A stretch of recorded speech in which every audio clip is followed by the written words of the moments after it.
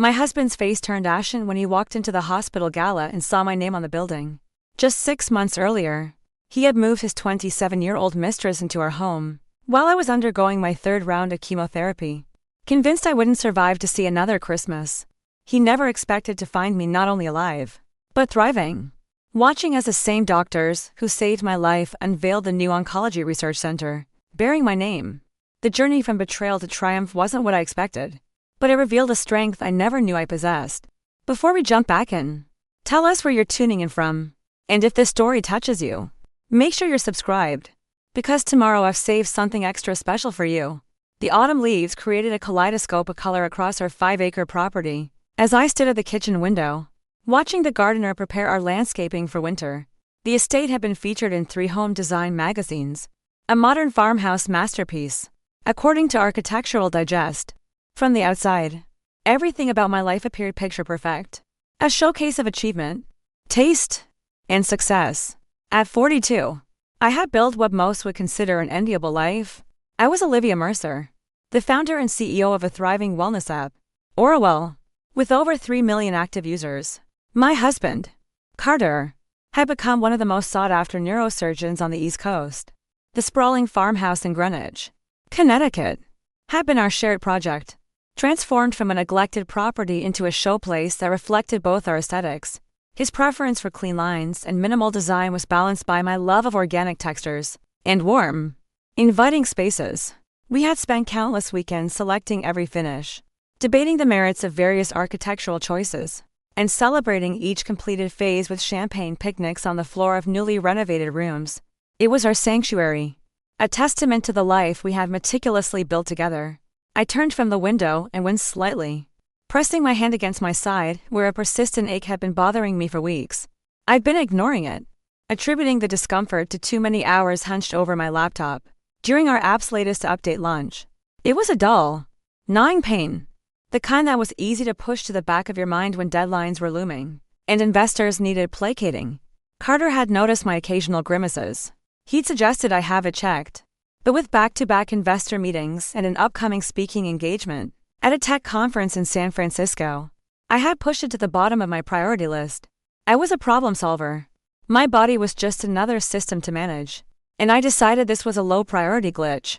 "You've been holding that spot for 5 minutes," Carter observed as he entered the kitchen, his voice carrying that gentle but authoritative tone. He had perfected 3 years of delivering both good and difficult news to patients.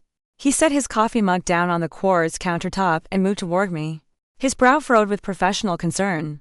He placed his warm hand over mine, his fingers expertly probing the area. "This isn't normal, Liv.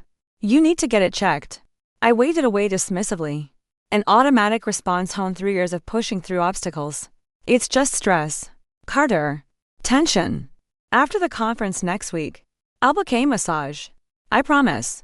Carter's expression shifted into what I privately called his Dr. Fawcett slightly detached, analytical look he adopted when switching from husband to medical professional. "Promise me you'll let me book you an appointment with Elaine. She can fit you in tomorrow morning before your first meeting." Doctor Elaine Cho was her longtime friend and my primary care physician. The fact that Carter was suggesting an immediate appointment, rather than waiting until after my conference, triggered a small flutter of concern beneath my practiced composure. He wasn't just being a caring husband, he was being a concerned doctor, and his instincts were rarely wrong. "Fine," I conceded, mostly to appease him, but just to prove it's nothing. Carter nodded, already reaching for his phone. "I'm sure it is, but better to rule things out." The next morning, sitting in Elaine's softly lit examination room, I maintained my busy executive persona, answering her questions while responding to emails on my phone. I was multitasking, optimizing my time, even while wearing a paper gown, when she pressed against a tender spot on my right side. The sharp, biting pain caught me off guard, causing me to inhale sharply. It was a different kind of pain than the dull ache I'd grown used to. This was an alarm bell. Elaine's expression remained neutral, but I recognized the slight tightening around her eyes, same look Carter got when something didn't align with his expectations. "I'd like to run some tests," she said, her tone deliberately casual in a way that immediately raised my internal alarms. "Just to be thorough." "What kind of tests?" I asked, finally setting my phone down, my attention fully captured. "Blood work today," and I'd like to schedule an ultrasound and ACT scan. She maintained eye contact, her gaze steady and professional. It could be several things, most of them minor. But I want a complete picture. I nodded, my mind already rearranging my schedule, calculating the time needed to accommodate these unexpected appointments. How soon do you need to do these? Today, if possible. I've already called ahead to the imaging center. The urgency in her response cut through my executive efficiency. For the first time, I felt a ripple of genuine fear beneath my carefully maintained control. My carefully structured world, managed by calendars and strategic plans, suddenly felt fragile. You think it's serious? It wasn't a question. But Elaine answered it anyway. I think it warrants immediate investigation. Let's get the data before we draw any conclusions. Data. Conclusions. The language of analysis and problem solving. This was familiar territory. A mental framework that allowed me to compartmentalize a growing unease. I nodded briskly and reached for my phone. I'll have Marissa reschedule my morning. The following days passed in a blur of medical appointments and procedures. Carter accompanied me to each one, leveraging his professional status to expedite results and consult directly with specialists. His presence was both comforting and concerning. Each time he stepped away to speak privately with a colleague in hushed, clinical tones. My anxiety spiked. Although outwardly I maintained the composed facade that had served me through countless business crises. He was my rock. But his medical knowledge also meant he understood the potential gravity of the situation, in a way I couldn't. And I could see the weight of that knowledge in the lines forming around his eyes. 1 week after my initial appointment, we sat together in a consultation room at Greenwich Memorial Hospital. Dr. Nivam Patel, the head of oncology, sat across from us, several scans displayed on the large screen behind him. Carter held my hand, his grip tighter than necessary. He was already reading the images, his trained eyes understanding the medical terminology that Dr. Patel was now carefully translating for my benefit. The mass on your liver is approximately 7 centimeters. Dr. Patel explained, his voice gentle but direct. The biopsy confirms it's hepatocellular carcinoma, primary liver cancer. I listened with a strange detachment, as if he were describing someone else's condition. The word cancer seemed to hang in the air between us. A heavy, invisible object distorting everything around it. It was an abstract concept, something that happened in medical dramas or to other people's families. It didn't belong here, in my perfectly curated life. The concerning aspect, Dr. Patel continued, pointing to smaller, shadowy spots on the scan, is that we're seeing several smaller lesions as well, indicating it has begun to spread. What's the treatment plan? I asked, my business mind automatically moving to next steps and action items. A problem had been identified. Now, we needed a strategy.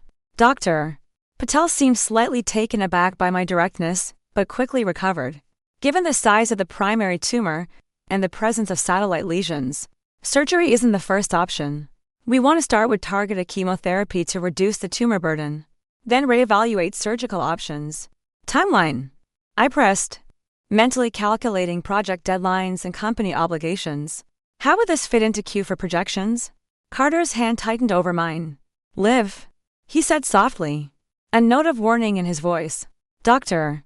Patel leaned forward slightly. Mrs. Mercer, I want to be very clear about this. We need to begin treatment immediately. This is an aggressive form of cancer, and at this stage, we're looking at a challenging road ahead. Your immediate priority needs to be your health. The gravity in his tone finally penetrated my professional armor.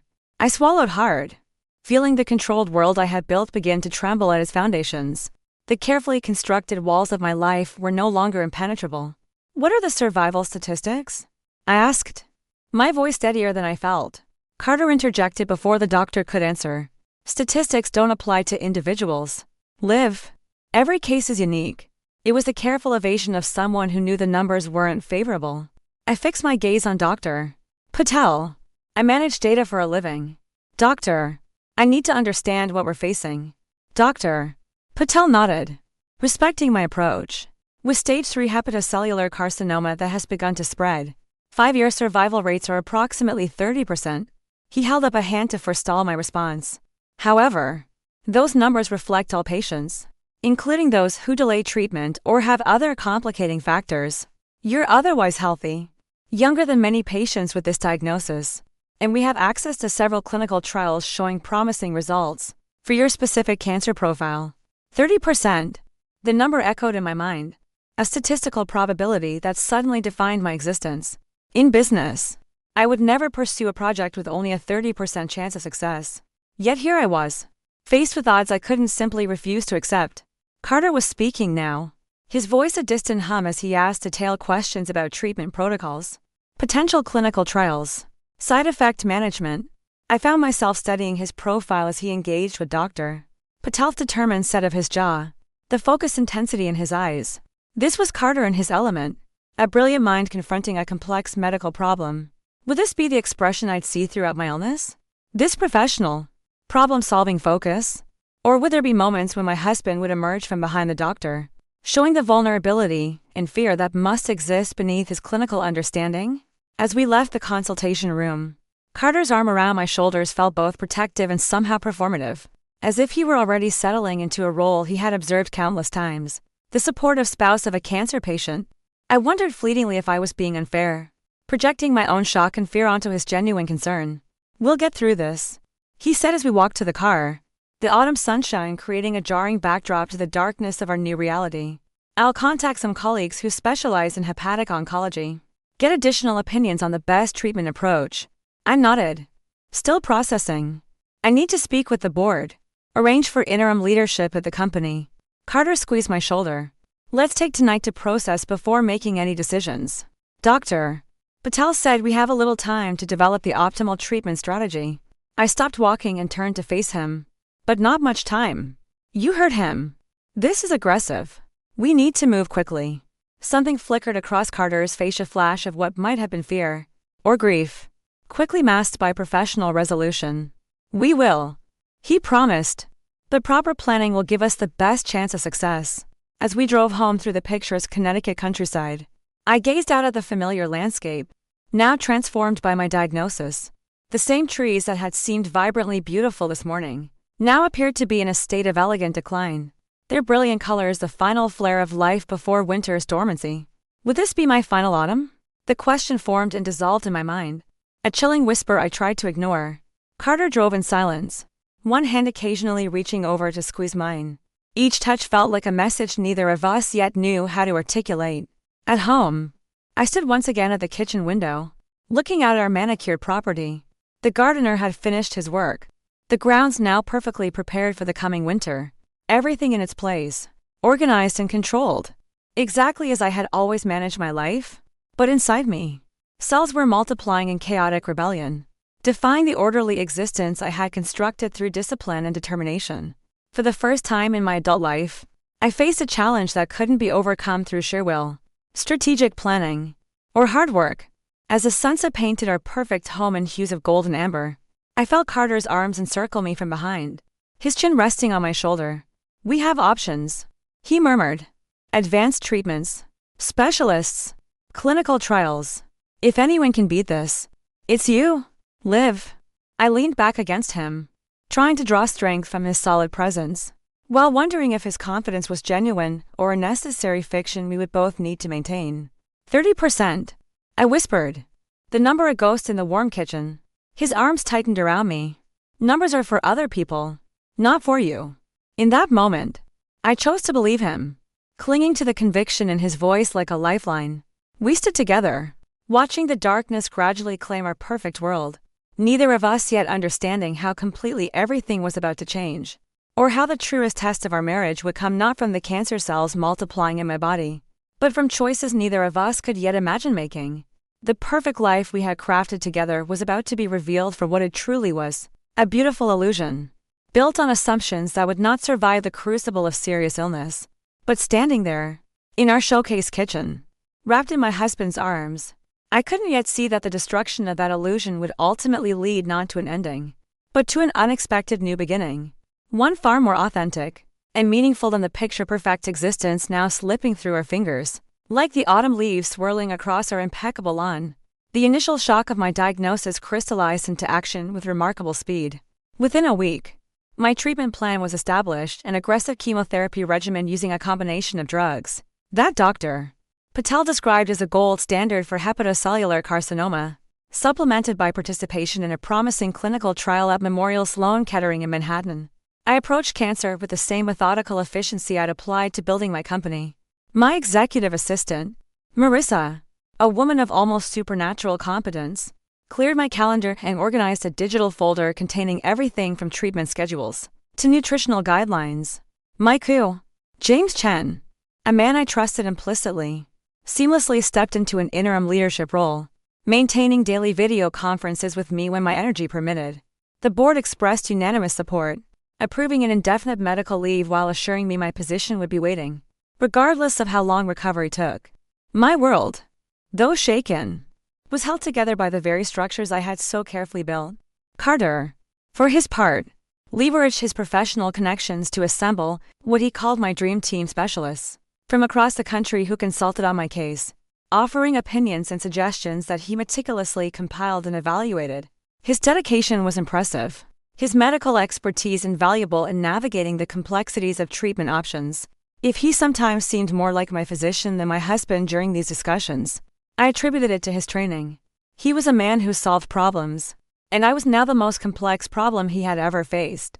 The emotional component, I told myself, would come later, after we had a solid plan in place.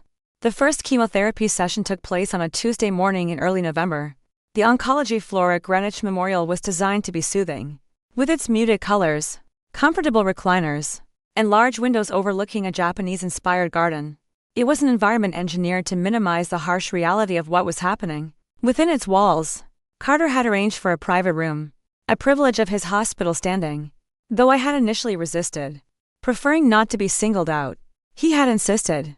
"You'll appreciate the privacy," he'd said, his hand resting protectively on my shoulder as a nurse named Sophia prepared the formalin that would deliver the powerful drugs into my body. As the clear liquid began flowing through the tube, I experienced a surreal moment of disconnect. I watched a substance powerful enough to stop liver cell replication enter my bloodstream, while outwardly appearing as innocent as saline. It was a silent, invisible war being waged inside me. Sophia, a nurse with kind eyes and a calm, steady presence, explained each medication as she administered it. Her calm professionalism somehow anchored me to reality, when everything else felt increasingly untethered. "Dr. Mercer, we have rounds starting in 20 minutes. A young resident appeared at the doorway, addressing Carter with obvious deference. I saw the conflicted look cross Carter's face, a quick flicker of his professional responsibilities pulling against his desire to remain with me. He was the head of his department, a mentor, a leader. "Go," I told him, summoning a reassuring smile I didn't quite feel. "I have Sophia and my laptop. I'll be fine." Carter hesitated, his expression shifting between roles: husband, doctor, department head. It was a complex dance I was beginning to recognize. "I'll be back as soon as rounds are completed," he promised, kissing my forehead before following the resident out the door. He didn't return. 3 hours later, as Sophia disconnected the phone and provided detailed instructions for managing potential side effects, my phone chimed with a text from Carter. "Emergency surgery. Teenager with a traumatic brain injury. I'll send Devin to drive you home. Rest. I'll check in when I can." Devin, Carter's personal assistant, arrived promptly. He was a young man in his early 30s whose efficient courtesy remained strictly professional. He helped me to the car and drove me home in a silence I was grateful for, as the first waves of nausea had begun rolling through me, making conversation impossible.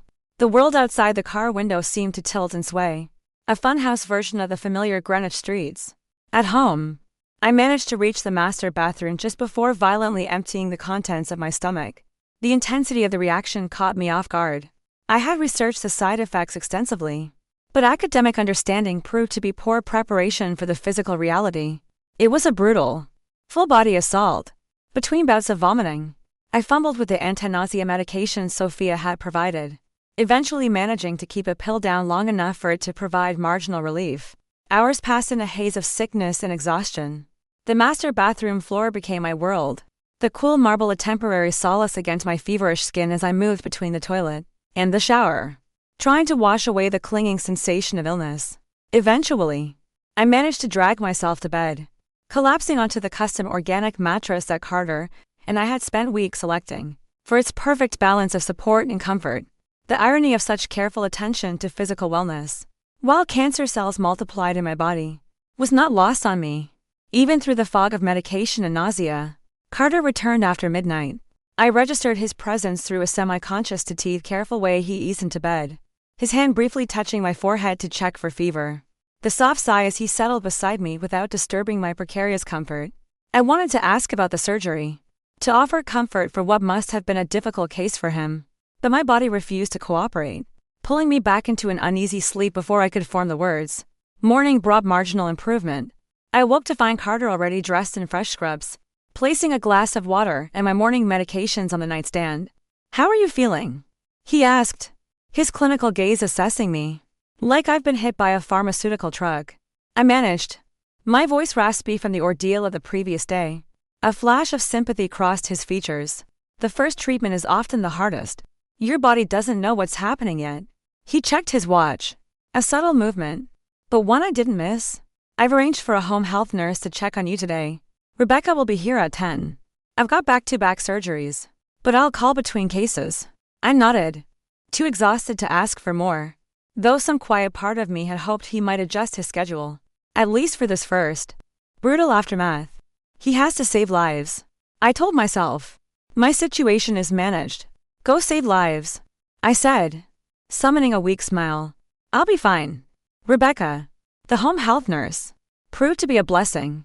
She was an experienced oncology nurse with gentle hands and a no-nonsense attitude that somehow made the humiliating aspects of cancer care more bearable. Under her guidance, I managed to shower, change into fresh pajamas, and migrate to the living room sofa, where the view of bare trees swaying against a steel-gray November sky provided a hypnotic distraction from the persistent nausea. As promised, Carter called between surgeries. His voice was rushed, breezing through questions about my symptoms and medication compliance, before he was inevitably called away for his next procedure. I found myself studying the call duration afterward, 3 minutes and 27 seconds. It was an efficient check-in, a medical consultation. The pattern established that first treatment day continued through November and into December. My life narrowed to the rhythm of chemotherapy, side effects, and brief, fragile recoveries before the next cycle began. Carter maintained his full surgical schedule, attending my treatments only when they didn't conflict with his operating room commitments, which, it turned out, was approximately 1 session in 3. "Your husband is very dedicated to his patients," Sophia remarked during my 4th treatment, her tone carefully neutral as she adjusted my 4. She was a master of professional detachment, but I could read the subtext. "He's the best in his field," I replied automatically. The response practiced from years of charity galas and hospital fundraisers. It was the standard, proud wife answer. Sophia's eyes met mine for a brief, telling moment. Something unspoken passed between us, a flicker of female understanding, before she nodded and said, "You're looking stronger today. The nausea management seems to be working better." Her observation was accurate. While still debilitating, the treatments had become somewhat more predictable. I was developing coping strategies, learning the rhythm of the poison. My body, always responsive to discipline and determination, seemed to be adapting to the chemical assault with the same resilience I'd applied to marathon training in my 30s. The cancer, however, proved less cooperative.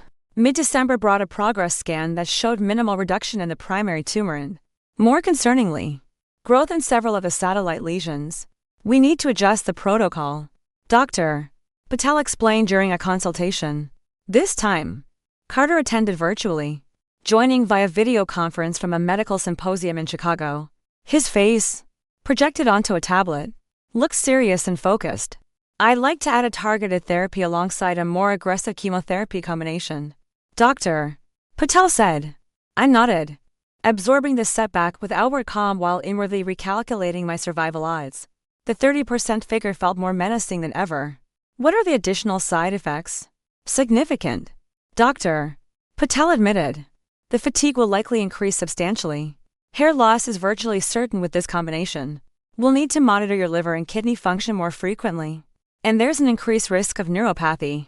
On the screen of my tablet, Carter's expression remained professionally composed as he asked detailed questions about dosages and timing. Only someone who had shared his bed for 15 years would recognize a slight tightening around his eyes that signaled internal stress. "I should be there for this," he said when the consultation concluded. his voice carrying clearly through the tablet speaker. "I can catch a flight back tonight." "Don't be ridiculous," I countered, falling into our familiar pattern of mutual professional support. It was what we did, what we had always done. "The symposium is important. I'm not starting the new protocol until next week. Anyway." He seemed to accept this with suspicious readiness. "If you're sure, I'll be back Sunday night." That evening, alone in our too-large house, I stood before the bathroom mirror, studying my reflection with clinical detachment. 5 weeks of treatment had already transformed me. My face was gaunt, my skin sallow despite meticulous hydration and the expensive skincare regimen I maintained. Even through the worst days, my body, once toned from regular Pilates and carefully managed nutrition, had grown softer in some places, sharper in others. Cancer was redistributing my physical self into something increasingly unfamiliar. With steady hands, I reached for the professional-grade scissors I'd purchased in preparation for this moment. If hair loss was inevitable with the new protocol, I would meet it on my own terms. I would not wait for clumps to appear on my pillow or clog the shower drain. I would not be a passive victim of this disease's degradations. Methodically, I began to cut away the shoulder-length blonde hair that had been highlighted and trimmed monthly at one of Manhattan's most exclusive salons. I watched the strands fall into the sink like delicate, lifeless straw. It was a liberation of sorts, a shedding of a part of my old identity. When I was done, I took the electric clippers Carter used for his sideburns and finished the job. The buzz of the motor a definitive sound in the quiet house. When Carter returned from Chicago, his reaction to my newly shorn head was a steady and controlled emotion. He paused in the doorway of our bedroom, his medical bag still in hand, his expression flickering between surprise, clinical assessment, and something that might have been grief. "You didn't wait," he said finally, setting his bag down carefully. "It was going to happen anyway," I replied, running a hand over the quarter-inch of blonde stubble that remained. "This way." I chose the timing. He nodded, approaching slowly to place a kiss on my forehead. His lips felt cool. "It suits you, actually." Very Sigourney Weaver in Alien 3. The reference, a connection to our early dating days, when we'd spent a rainy weekend binge-watching the entire Alien franchise, sparked a moment of genuine connection. A brief reminder of the people we had been before cancer invaded our carefully constructed world. That momentary warmth made the discovery 3 days later all the more devastating. I hadn't intended to check Carter's messages. Despite the growing distance between us, I have maintained the boundaries of privacy we'd established years ago. But when his phone, left on the nightstand, chimed repeatedly while he was in the shower, the screen illuminated with notifications from someone named Alessandra S. It wasn't suspicion that prompted me to glance at the display, but a flicker of irritation at the incessant buzzing. The preview text was unmistakable. "Missing you already. The apartment feels empty without you. When can you?" The message cut off there, but those few words cracked the foundation of trust our marriage had been built upon. With hands that betrayed only the slightest tremor, a side effect of chemotherapy, not emotion, I told myself he picked up Carter's phone. His passcode hadn't changed since we'd shared it years ago. 71,307. Our wedding date? The irony was a physical blow. 3 attempts, and the device unlocked. I opened his messages and found a thread that stretched back for months. Beginning shortly after my diagnosis, I scrolled through it with the detached precision I applied to analyzing market research data, cataloging patterns, and confirming conclusions with methodical thoroughness. My heart didn't pound. It grew cold and heavy, a block of ice in my chest. The exchanges painted a complete and sickening picture.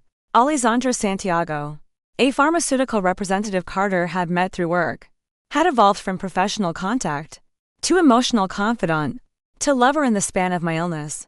The messages documented not just an affair, but the construction of a parallel life.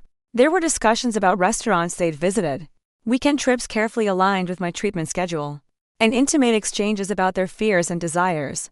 But the most devastating parts were the conversations about me, about my cancer, about my prognosis. Carter, November 15th, the oncologist says the new protocol is high risk. Her liver function is already compromised. Alessandra, November 15th. How are you holding up? This must be so hard to watch. Carter, November 16th, some days. I feel like I'm losing her already. With you? I can breathe. Breathe. He found his air with her, while I was gasping for it, literally and figuratively. Each exchange revealed a husband seeking escape rather than facing our shared reality. finding comfort in new arms rather than supporting his wife through her darkest hours. The betrayal was comprehensive, extending beyond physical infidelity to something more fundamental, the abandonment of our partnership precisely when it should have been strongest. I replaced the phone exactly as I had found it, returned to my side of the bed, and waited. My body was still, but my mind was a whirlwind of cold, hard clarity. The fog of illness and hope had lifted, replaced by the stark, unforgiving light of truth. When Carter emerged from the shower, a towel wrapped around his waist, his skin still damp, I studied him with new eyes. I saw not my husband of 15 years, but a stranger who had constructed an elaborate deception while I fought for my life. "How's Alessandra?" I asked, my voice perfectly steady, devoid of the seismic disruption occurring within me. Carter froze, one hand still rubbing a towel over his hair. His expression shifted rapidly through a series of emotions: shock, denial, calculation, and finally, resignation, before settling into something that resembled shame. "Olivia," he began, then stopped, seemingly at a loss for words. It was a rare occurrence for a man whose professional life demanded confident communication, even in crisis. "Don't bother denying it," I said, surprised by my own calm. "I've seen the messages." He sank onto the edge of the bed, maintaining a careful distance between us. "It's not what you think, isn't it?" I countered, turning my head on the pillow to face him. "Because what I think is that while I've been fighting cancer, you've been building a relationship with someone else. What I think is that you've been sharing details of my medical condition with her, discussing my prognosis as if I'm already gone. What I think is that you decided our marriage was terminal before my cancer even had a chance to be." Carter's composure finally cracked, his clinical detachment giving way to visible distress. "I didn't know how to handle this," he admitted, gesturing vaguely toward me, encompassing my shorn head, my gaunt frame, the medical supplies that had become fixtures in our bedroom. Every day, I watch patients die. I tell families there's nothing more I can do. And suddenly, it was happening in my own home. I couldn't be the doctor and the husband. "So you created a backup life?" I concluded for him. "A safety net for when this one became too painful." He didn't deny it, which was perhaps the only honesty left between us. "I never meant to hurt you. And yet," I said. The words hung in the air, requiring no elaboration. What followed was a conversation unlike any in our 15 years together, unfiltered by professional courtesy or the careful negotiations of a long-term partnership. Carter spoke of his terror at the thought of losing me, his inability to reconcile his identity as a healer with his powerlessness against my cancer. I, in turn, acknowledged the profound loneliness of fighting an illness, while watching my husband emotionally withdraw, the creeping suspicion that I had become a patient rather than a partner in his eyes. "I'll end it," he offered eventually, though his tone lacked the conviction of a man making a heartfelt promise. It sounded more like a strategic concession. "Completely. We can work through this. We can go to counseling." I studied him. This brilliant surgeon whose hands had saved countless lives. This man who had stood beside me exchanging vows in a sun-drenched vineyard 15 years earlier.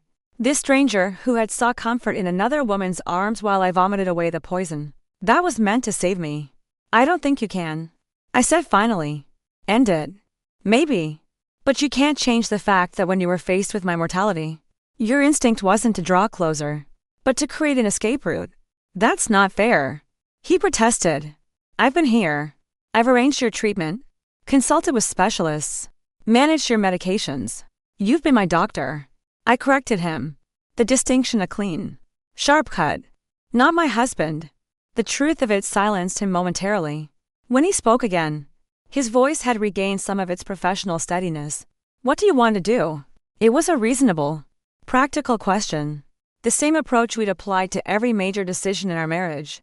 But the circumstances had moved beyond reason or practicality, into a territory of raw emotion for which we had no map. "I need time to think," I said. "And right now, I need to rest. I have treatment tomorrow." Carter nodded, clearly relieved to retreat to the familiar terrain of medical concerns. "The new protocol starts at 9. I've arranged to postpone my first surgery so I can be there." "Don't," I replied, the word sharper than I intended. "I'd rather go alone." Hurt flashed across his features before resignation replaced it. He gathered some clothes and necessities from the closet, preparing to relocate to one of our guest rooms without being asked. At the bedroom door, he paused, Whatever you decide. Olivia, I won't make this harder for you. Your recovery has to be the priority. After he left, I lay awake, staring at the ceiling. My mind, a cold and efficient machine once more, began cataloging options with the same strategic thoroughness I applied to business challenges. Divorce seemed the obvious response. Yet the practicalities were daunting. My health insurance was tied to Carter's hospital position. Our finances, while substantial, were extensively intertwined. Most significantly, I had neither the energy nor the emotional bandwidth to dismantle a marriage, while simultaneously fighting for my life. The bitter irony wasn't lost on me.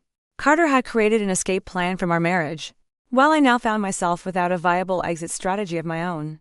Cancer had not only attacked my body but had systematically eliminated my options, leaving me dependent on the very person who had betrayed me. That night marked a turning point, not just in my marriage, but in my approach to cancer itself. Until then, I had viewed my illness primarily as a medical challenge to overcome. Now, it became something more complex, a revelation of truth, a destroyer of illusions, and, potentially, a catalyst for a different kind of liberation than I had ever imagined. As dawn broke over our property, illuminating the winter bare trees with a cold December light, I made two decisions that would alter the course of everything that followed. First, I would continue my treatment with redoubled determination, fighting not just for survival, but for the independence that survival would afford me. Second, I would allow Carter to maintain his deception-they facade of a supportive husband temporary. I would let him play his part, giving myself the time and space to develop my own strategy, to gather the resources I would need for the battle that lay ahead. The woman who had built a wellness empire from a simple app idea had not lost her capacity for strategic thinking. If anything, the betrayal had clarified my purpose, burning away the comfortable illusions that had obscured harder truths. I had been fighting cancer to return to my old life. Now, I would fight to create an entirely new union built on authenticity rather than appearance, on genuine connection rather than carefully maintained facades. The revelation of Carter's infidelity, devastating as it was, had provided an unexpected gift, absolute clarity. As I finally drifted toward sleep, I felt something unfamiliar stirring beneath the hurt and anger. It was a sense of possibility, of breaking free from constraints I hadn't even recognized until they were illuminated by the harsh light of betrayal. Cancer and infidelity had collided to create the perfect storm in my perfectly cured life. But storms, for all their destructive power, also clear paths that weren't visible before. In the ruins of what had been, I glimpsed the first faint outline of what might yet be. If I had the courage to pursue it and the strength to survive long enough to reach it. The days following my discovery of Carter's affair unfolded with a surreal precision. On the surface, our interactions maintained a veneer of civility, a carefully choreographed dance of avoidance and necessity. Carter, operating under the assumption that I was still thinking, continued his attentive medical oversight while respecting the vast emotional distance I had established. His guilt manifested in small, transactional gestures, gourmet meals delivered from my favorite restaurants, fresh flowers appearing in my bedroom, a ridiculously expensive cashmere blanket specially ordered for my chemotherapy sessions. I accepted these offerings without comment, each one a piece of data. I was storing away the knowledge that Carter expressed remorse through material gestures, rather than emotional presence, information that would prove useful in the strategy gradually taking shape in my mind. My fifth chemotherapy session, the first under the new, more aggressive protocol, descended upon me with unprecedented ferocity. The combination of drugs, designed to attack my resistant cancer cells, seemed determined to destroy everything else in their path as well. For 48 hours, I existed in a twilight realm of nausea, bone-deep fatigue, and mouth sores that made even water painful to swallow. It was a chemical siege, and my body was a battlefield. Carter hovered on the periphery of this suffering, a ghost in our own home. He monitored my vital signs, adjusted medications, and consulted with Dr. Patel by phone when my fever spiked to concerning levels. His medical competence remained flawless, a testament to his years of training. His emotional connection, however, was conspicuously absent. Each time he checked my temperature or administered an anti-nausea medication, I noticed his gaze never quite met mine. His touch was professional, efficient, the touch of a clinician, not a husband. He was managing a crisis, not sharing a burden. On the third day, as I emerged from the worst of the effects into the profound exhaustion that followed, Carter approached me with uncharacteristic hesitation. He perched on the edge of the bed, maintaining a careful, almost calculated distance. "I need to discuss something with you," he began, his voice low. "It's about the clinical trial at Sloan Kettering."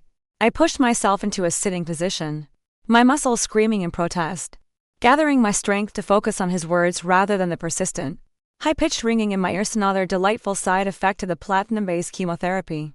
"The preliminary results are promising," he continued, his tone shifting to the measured cadence he used when delivering complex medical information. It was his comfort zone.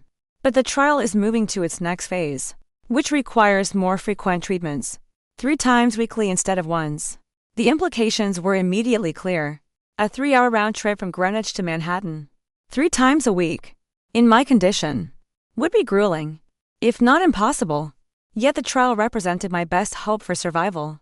Given the cancer's limited response to the standard protocols, "I've been discussing options with the research team," Carter said, watching me closely for my reaction. "They've agreed to include you in the continuation phase, if we can ensure compliance with the treatment schedule." "And how exactly would we do that?" I asked, though I suspected I already knew the answer. The pieces were falling into place with a logic that felt both inevitable and suspicious. "We need to relocate temporarily to Manhattan."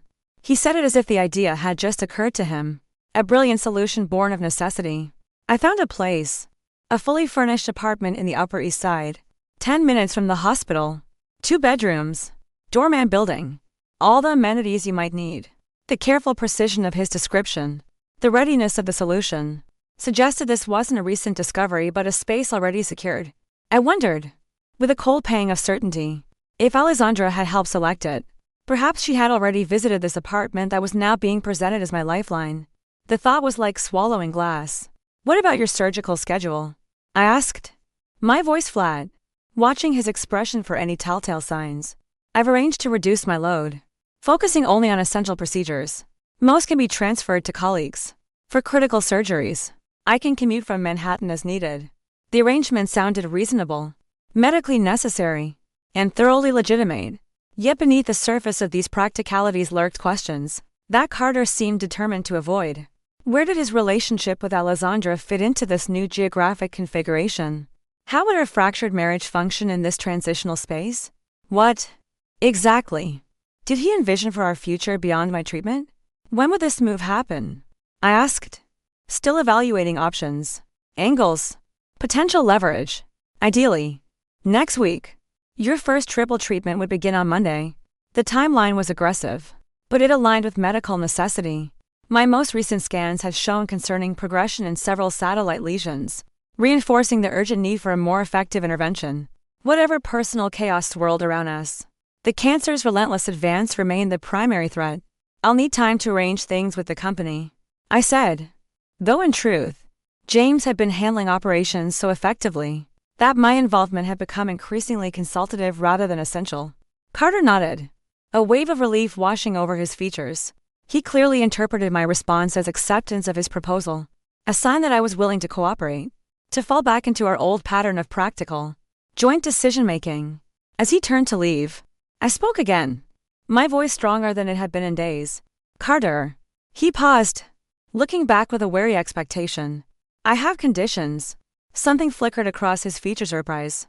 Perhaps that I would negotiate rather than simply acquiesce to medical necessity. Or maybe it was concern about what those conditions might entail. "Of course," he said carefully. "Whatever you need." This was the moment, the first move in a new game. "First," I began, my voice clear and steady, "I'll use the second bedroom. We are not sharing a bed." He nodded, accepting this without protest. Whether from guilt or relief, I couldn't determine. It didn't matter. "Second, your relationship with Alessandra ends. Completely. No contact, professional or otherwise, for the duration of my treatment." This triggered a more visible reaction, a tightening around his eyes, a slight pallor beneath his tan. "Olivia, I already told you I would end things. Saying and doing are different," I replied evenly. "I'm not asking for promises. I'm establishing requirements for my cooperation with this arrangement. This is non-negotiable." The shift in dynamic was not subtle, and I saw in his face that he felt it. For weeks, I had been the patient, the victim, dependent on his medical expertise and financial support. Now, despite my physical weakness, I was reclaiming agency. I was making his access to even the possibility of forgiveness conditional, rather than automatic. I was establishing terms, not accepting circumstances. Carter's expression revealed his recognition of the shift. What else? I need access to funds, separate from our joint accounts, separate from your oversight. A significant amount, transferred to an account in my name only. This request visibly alarmed him, more than the others. Why? You have a platinum card, the joint checking account. You've never had financial restrictions. I've also never discovered my husband was having an affair while I underwent chemotherapy. I countered, my tone remaining calm, almost conversational. Despite the subject matter, my condition has removed many choices from my life. Carter, I am not relinquishing financial autonomy as well. He studied me then, with that analytical gaze that had likely served him well in assessing patients' unstated concerns. He was trying to calculate my motives. My end game. How much? He asked finally. $2 million.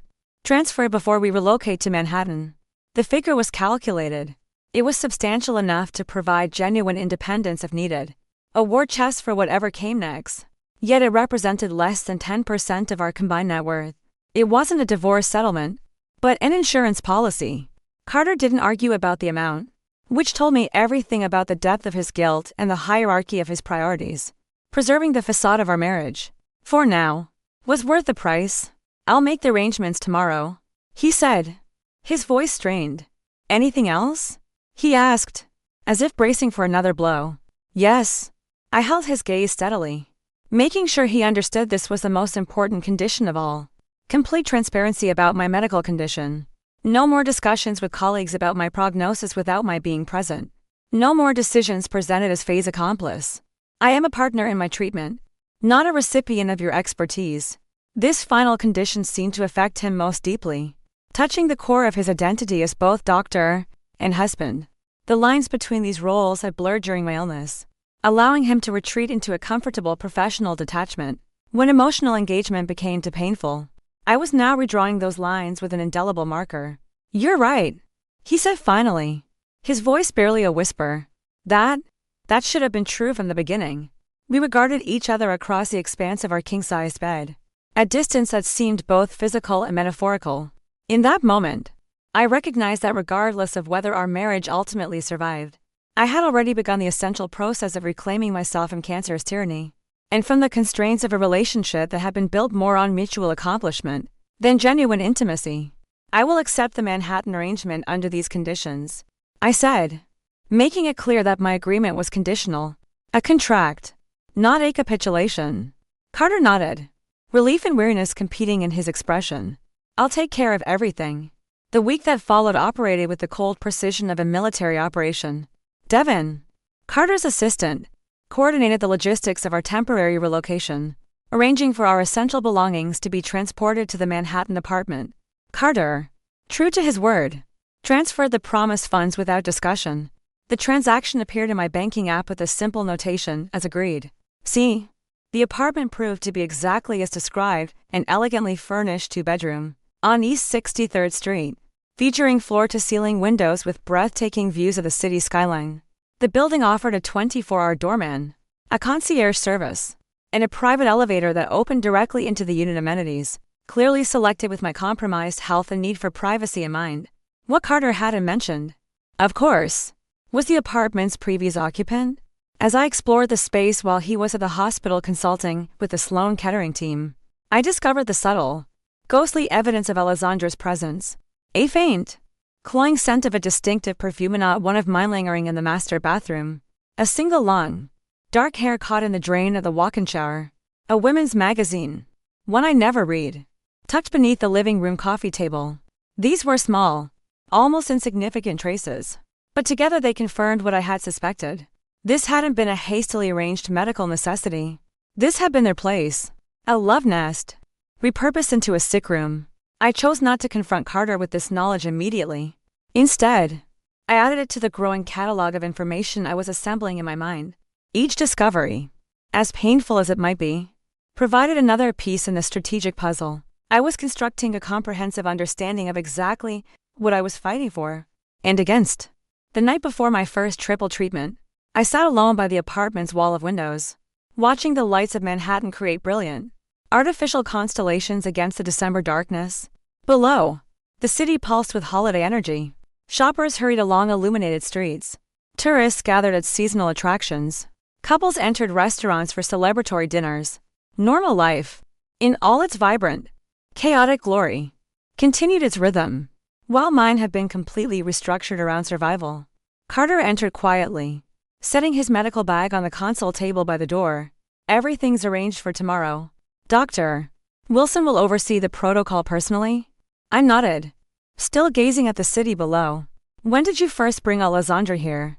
The question hung in the air between us, its directness leaving no room for evasion or denial. Carter remained by the entryway, maintaining a physical distance that seemed appropriate given the emotional chasm between us. He was silent for a long moment, and I could almost hear the calculations whirring in his head. October, he admitted finally, his voice flat. After your diagnosis, but before your treatment began. The timing was a fresh stab of pain. It revealed premeditation rather than a gradual transgression. It was a deliberate creation of an alternate possibility. While he was publicly recommitting to our marriage through his role as my physician protector, the sheer calculation behind this dual strategy struck me as more disturbing than the infidelity itself. She won't be coming here again, he added, his tone suggesting this should provide some reassurance. No, I agreed, turning from the window to face him directly. She won't. The unspoken ultimatum beneath my words was clear. His continued access to even the possibility of reconciliation depended on his absolute adherence to the boundaries I had established. The power dynamic between us had shifted. Fundamentally, it hadn't happened through a dramatic confrontation, but through my own quiet, strategic clarity about what each of us truly valued. As I prepared for bed in the guest roomy room, my private space during this Manhattan interlude, I realized that cancer had provided an unexpected education and leverage. My illness had initially rendered me vulnerable, dependent on Carter's medical knowledge and financial support. Now, paradoxically, it had created the circumstances through which I could establish new terms for our relationship. His desperate desire for forgiveness and redemption, or at least for the preservation of our marriage's shell, provided the counterweight to my physical dependence. Tomorrow would bring the first of many brutal treatments, a new phase of cellular warfare waged through intravenous drugs and targeted therapies. Yet as I drifted towards sleep in these unfamiliar surroundings, I felt a curious sense of empowerment beneath the physical fragility. The ultimatum I had delivered wasn't just about preserving my dignity within a compromised marriage. It was about reclaiming authority over my own experience of illness. Cancer might dictate the terms of my physical reality, but it would no longer determine how I navigated the remainder of my life, whether that life spanned decades or merely months. That decision belonged to me alone, a jurisdiction I would defend with the same strategic precision that had built my company and would now, piece by painful piece, rebuild my sense of self. Independent of both disease and betrayal, the intensified treatment protocol at Sloan Kettering proved even more grueling than Dr. Patel had prepared me for. 3 times a week, I endured 4-hour infusions of medication so powerful, they required a pre-treatment cocktail of steroids and antihistamines, just to prevent my system from immediate, violent rejection. The cumulative effect transformed my body into an unfamiliar and hostile landscape. My skin developed a grayish, papery undertone. A persistent neuropathy began to numb my fingertips and toes, making simple tasks like buttoning a shirt or holding a pen feel like complex neurological challenges. The fatigue was the worst part, of profound, bone-deep exhaustion so complete that the 20-minute walk from my bedroom to the waiting car required strategic planning and a careful conservation of energy. My life was measured in small increments of activity, parsed out between long stretches of enforced stillness. Carter maintained his promised role as the attentive physician spouse. He accompanied me to most treatments, his surgical schedule now genuinely lighter. He sat with me in the sterile treatment room, his laptop open, quietly working as the poison dripped into my veins. He meticulously tracked my medication regimen and consulted daily with the research team. True to his word, he had reduced his surgical load significantly, focusing only on cases that couldn't be reassigned. I did, however, notice that these essential surgeries seemed to occur primarily on days when Alessandra's former pharmaceutical employer had representatives visiting the hospital. It was a small detail, a loose thread in the fabric of his new, carefully constructed narrative of devotion. But I filed it away. We existed in a strange détente within the Manhattan apartment. Two satellites orbiting a shared sun of illness, but never truly connecting. We occupied the same physical space while maintaining a careful, almost formal emotional distance. Our conversations revolved almost exclusively around medical matters and logistical necessities. My white blood cell count, the timing of my anti-nausea pills, the grocery delivery schedule, the deeper questions about our marriage, about Alessandra, about our future, remained unaddressed by a mutual, unspoken agreement. My physical condition demanded all my available energy, leaving little for confronting relationship complexities that had no simple resolution. We were in a holding pattern, waiting to see which would fail first, my body or our marriage. It was during my 4th week of these triple treatments that I met Helena Winters. She occupied the treatment chair beside mine one Tuesday morning, her elegant silver bob and impeccable makeup presenting a striking contrast to the medical setting.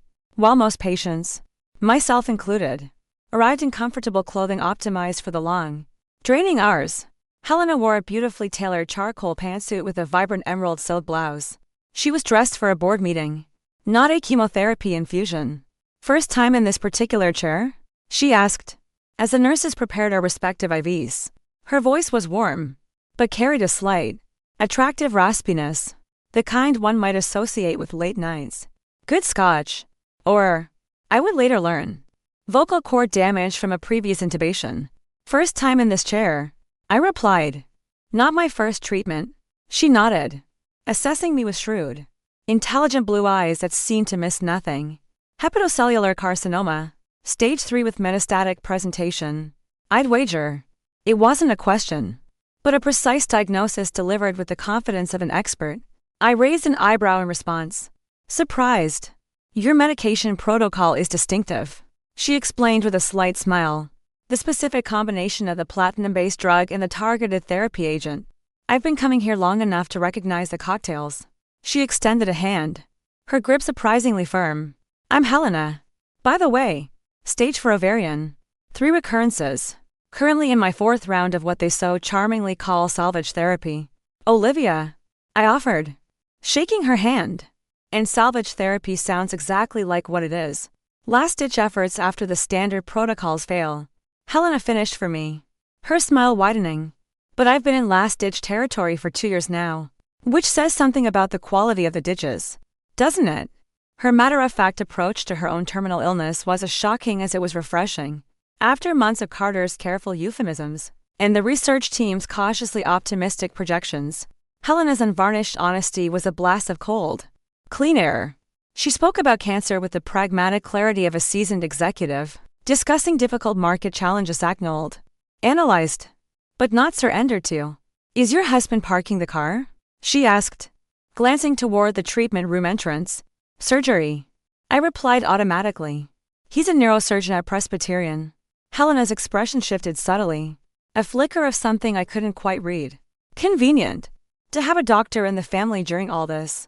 Though sometimes," she added, her gaze turning inward for a moment, "I think it's harder for them.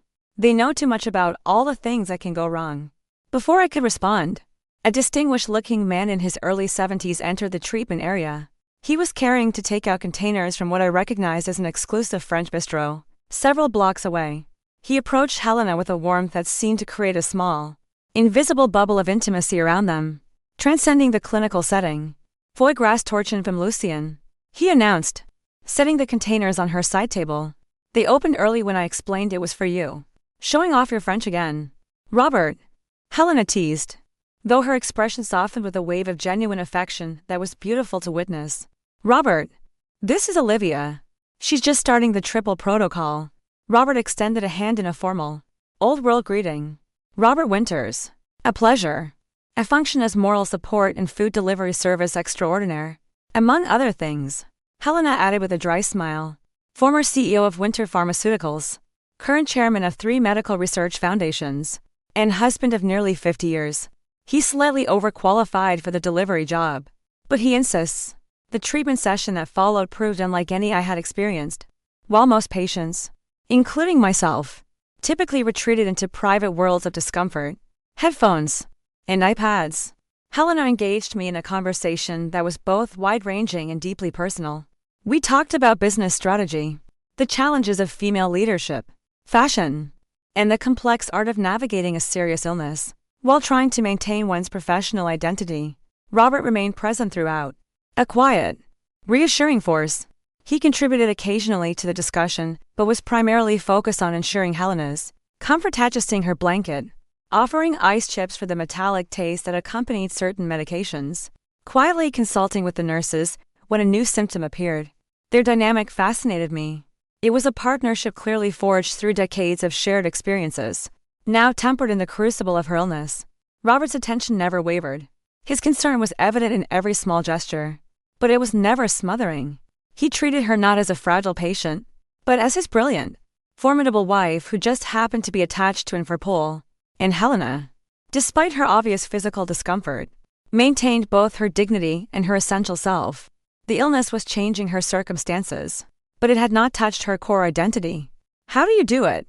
I asked during a lull in our conversation, the question emerging before I could filter it through my usual careful consideration. "Do what? Exactly?" Helena countered, her directness matching my own. "Remain so, yourself. I feel like cancer is erasing me, piece by piece, not just physically, but everything I understood about my life." Helena exchanged a long, meaningful glance with Robert, a silent communication passing between them that spoke of years of shared understanding. "Cancer certainly clarifies priorities," she replied, her gaze returning to me. "It's an excellent filter for determining what, and who, really matters." She paused, and her eyes held mine. "Some people fail that test." "Yes," I admitted. The single word a confession. It was the closest I had come to acknowledging Carter's betrayal to anyone outside her fractured marriage. Helena's expression confirmed she understood the unspoken subtext. "Yes, they do," she said softly. "And others surprise you. The question becomes whether you want to spend your limited energy on those who failed, or on those who didn't." The simple, pragmatic framing of this complex question struck me with unexpected force. I had been allocating significant mental and emotional resources to understanding Carter's betrayal, to strategizing potential responses, to calculating optimal outcomes for a marriage that might not be salvageable. Meanwhile, my focus on the company I had built, on the other relationships that had sustained me beyond my marriage, and on my own needs beyond mere survival had diminished proportionally. Helena was right. My energy was a finite, precious resource. Where was I choosing to invest it? "Your next treatment is Thursday?" Helena asked, as the nurses began the process of disconnecting our respective IVs. I nodded, already dreading the 48 hours of debilitating side effects that would precede it. "Good. So is mine," she said. "Robert's bringing food from that little Vietnamese place on 68th. He'll get enough for two." It wasn't a question, but a statement, an invitation. Casual yet deliberate. That offered something I hadn't even realized I desperately needed: connection with someone who truly understood this journey from the inside, whose perspective wasn't clouded by either medical objectivity or emotional entanglement. As Robert helped Helena into her coat with a practiced gentleness, he turned to me. "Would you like us to arrange transportation home for you, Olivia? Our driver is waiting downstairs." "Thank you, but I have a car service," I replied, genuinely touched by the offer from these virtual strangers who already felt more like allies than anyone else in my life. Helena adjusted her silk scarf with hands that trembled slightly from neuropathy, the only visible sign of the battle raging within her. "Cancer is a club no one wants to join, Olivia," she said, her eyes twinkling with a flash of her mordant humor. "But since we're here, we might as well share the better caterers." Her gallows humor elicited my first genuine laugh in weeks. It felt foreign, a rusty mechanism creaking back to life. When Carter arrived at the apartment that evening, I was seated at the kitchen island, a place I hadn't used in weeks, reviewing company reports that James had forwarded. It was my first substantive engagement with work in nearly a month, and it felt grounding. A return to a part of myself I feared was lost. "You seem better today," he observed cautiously, setting down his medical bag. "How was treatment?" "Educational," I replied, not elaborating further. "I'll be connecting with another patient on Thursday. Her husband is bringing lunch." Carter's expression registered surprise at this deviation from my usual post-treatment isolation. "That's good," he said, his tone that of a clinician approving a positive behavioral change. "Developing a support network is important." His clinical assessment, rather than a simple personal response, highlighted how thoroughly he had retreated behind his professional boundaries. The old Carter would have asked about these new acquaintances, shown personal interest in the connection itself rather than its therapeutic value. Helena Winters, I added, watching his face for recognition. It came immediately, and it was potent. You're in treatment with Helena Winters? The Helena Winters. His surprise morphed into something else, and a flicker of something that looked like professional opportunism. Former board member at Sloan Kettering, major donor to cancer research, married to Robert Winters of Winter Pharmaceuticals? Yes, I confirmed, a cool satisfaction spreading through me. That Helena. Carter looked genuinely impressed, almost starstruck. She's a legend in medical philanthropy circles. Their foundation funded the Brain Trauma Center, where I completed my fellowship. What he didn't say, what perhaps he didn't even consciously register, was that Helena Winters represented potential value beyond personal connection. A woman with her influence could impact careers, facilitate research funding, and open doors throughout the medical establishment. The calculation was visible in his expression, momentarily overshadowing the complexities of our personal situation. I found myself studying Carter with a new, dispassionate perspective, seeing patterns I had previously attributed to simple ambition in a different, harsher light. Had I been assessed through that same calculating gaze when we first met? Had my own professional success and burgeoning connections been significant factors in his decision to pursue our relationship? These questions would have seemed unthinkably cynical, almost cruel, before my diagnosis. Now, they emerged as natural extensions of my evolving understanding of the man I had married. That night, alone in my bedroom while Carter took a call remotely from his study, I reflected on Helena's question about limited energy and where to direct it. The intensity of the Manhattan treatment protocol had forced a ruthless prioritization of my physical resources. Each day required careful decisions about which activities warranted depleting my minimal reserves. Perhaps the same principle should apply to my emotional and mental resources as well. The energy I had been dedicating to understanding Carter's betrayal and calculating potential futures for our marriage might be better allocated elsewhere. To my company, to new connections like Helena and Robert, to rediscovering the aspects of myself that had been obscured by both my illness and a relationship that had gradually subsumed my independent identity. This realization didn't constitute a decision about the marriage itself, but rather a profound shift in my immediate focus from relationship repair to personal reconstruction.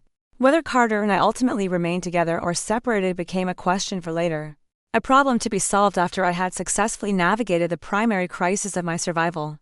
For now, my priority would be reclaiming Olivia Mercer from both the ravages of cancer and the distorting influence of betrayal.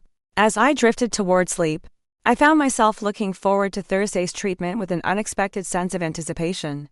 Helena Winters had entered my life at precisely the moment I needed a different model for navigating illness zone that preserved dignity, authenticity, and agency even as the disease attempted to strip them away. Whether she proved to be merely a temporary treatment companion or something more significant remained to be seen. But the possibility itself represented something I had nearly forgotten. During months of medical interventions and marital disintegration, hope for a connection based on mutual recognition rather than utility or obligation. Cancer had narrowed my world to treatment rooms and the sterile silence of the Manhattan apartment. Perhaps, I thought, it was time to begin expanding it again, even within those tight constraints, by reallocating my limited resources toward growth rather than merely survival. The distinction felt crucial, and it was entirely my choice to make. My friendship with Helena Winters developed with surprising speed over the following weeks. Our shared treatment schedule, a grimly reliable fixture every Tuesday and Thursday, created a natural framework for connection. But it was our similar professional backgrounds that provided the fertile common ground, beyond our shared diagnosis. Her, as the former CFO of Winter Pharmaceuticals before assuming leadership of their powerful foundation, and me, as the founder and CEO of a wellness technology company, we spoke the same language of strategy, of risk assessment, of navigating male-dominated boardrooms.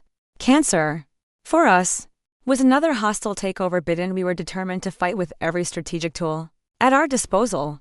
Helena transformed the dreary treatment room from a place of medical purgatory into something approaching a salon. Other patients, initially withdrawn into their own private miseries, gradually gravitated toward our corner, drawn by her magnetic combination of vulnerability and strength. Soon, a small, Informal community began to form. There was a retired schoolteacher named Maria who brought homemade biscotti, a young stockbroker named Ben who gave us hilariously cynical market updates, and a quiet graphic designer who would wordlessly show us his latest sketches.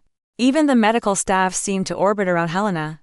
Research fellows would seek her input on patient experience initiatives, and nurses would consult her on subtle improvements to the treatment protocols. "You've created a community here," I observed during our 6th shared treatment session, gesturing toward the small group of patients and caregivers now regularly clustering near our chairs. Helena shook her head slightly, a gesture of dismissal. "Communities form naturally when people face common challenges. I've just removed the artificial social barriers that prevent connection." She took a delicate sip of the ginger tea Robert had brought her. "The wellness industrial complex," I acknowledged with a wry smile, acutely aware of the irony given my own company's position within that very industry. "Positive thinking as a medical requirement." "Precisely," she said, her blue eyes sharp. "Though I'd argue the medical establishment benefits more than the wellness industry. Patients who are channeling all their energy into maintaining cheerful facades are far less likely to question treatment decisions or demand better care options. A compliant patient is an efficient patient." This perspective at cancer was not just a medical challenge, but a system to be navigated, analyzed, and potentially reformed. Resonated deeply with my executive mindset. While Carter and the Sloan Kettering team focused exclusively on my physical response to treatment, on the data points of my blood work and tumor markers, Helena engaged with the entire experience, the emotional labor, the institutional barriers, the subtle power dynamics between patients and providers. She saw the whole board, not just a single piece that was my disease. As January's gray, frozen days progressed, my medical status remained frustratingly ambiguous. The triple therapy had successfully halted the progression of the satellite lesions, a significant victory. The team assured me it had provided only a modest, almost negligible, reduction in the primary tumor. The research team described this as disease stabilization, a term I found both reassuring and deeply unsettling.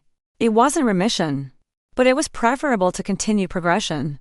"They're managing your expectations," Helena commented when I shared this assessment during one of our post-treatment lunches. In her Upper East Side townhouse, Robert had insisted on hosting these recovery sessions, creating a sanctuary of quiet elegance where we could process the morning's medical ordeal while enjoying the comfort of non-hospital surroundings. "Isn't that appropriate?" I asked, sipping the fragrant ginger tea Robert had prepared specifically to settle post-chemotherapy nausea. "Better than false promises. There's a difference between an honest prognosis and a constrained possibility," she replied, her shrewd gaze assessing me over the rim of her teacup. "Have you requested your complete file? Not the patient portal summary, but the actual physician notes and the raw research data." The question surprised me. Despite my initial insistence on a treatment partnership with Carter, I had gradually, almost unconsciously, accepted the filtered information provided during our formal consultations. I had assumed Carter, with his medical expertise, was sharing all the relevant details. I had deferred to the expert. Helena's expression conveyed volumes without her needing to say a word. She exchanged a quick, knowing glance with Robert, who had been quietly arranging platters of easily digestible food: steamed fish, soft rice, melon slice designed for our compromised systems. "May I speak frankly, Olivia?" Helen asked, though her tone suggested this was more of a notification than a request. "I would expect nothing less from you," I said. "Your husband," she began, her voice losing its light, social cadence and taking on a more serious, analytical tone, "has a fundamental conflict of interest in your treatment situation. As both your spouse and a medical professional, he straddles two roles that create inherent tensions between emotional attachment and clinical detachment. Add his personal complications." She paused delicately, a graceful acknowledgement of the abbreviated disclosure I had given her about Carter's infidelity. "And you have a highly problematic information filter standing between you and your medical reality." Her assessment was uncomfortably, chillingly accurate. Despite my initial demands for transparency, I had allowed Carter to resume his role as my primary medical interpreter. I had accepted his summaries of research results and his interpretations of treatment projections, without seeking the primary source verification I would have demanded in any business dealing. "What would you suggest?" I asked, recognizing Helena's analysis as a constructive, strategic insight rather than a criticism. "Request complete access to your medical records. Not through Carter," but directly from the hospital's records department and the research team. Have an independent oncologist, someone with no ties to this institution or your husband's network. Review the data and start considering what comes next. If this triple protocol doesn't produce a significant improvement, isn't that premature? We're only halfway through the scheduled treatments. Helena's eyes held mine, their blue depths filled with the hard-won wisdom of a long-term survivor.